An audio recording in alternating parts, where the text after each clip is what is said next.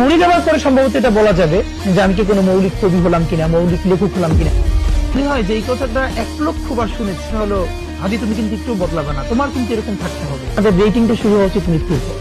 মানে কোনো মা তার সন্তানকে হাদি হিসেবে চিন্তা করছেন, এর চেয়ে আর পাও নাকি?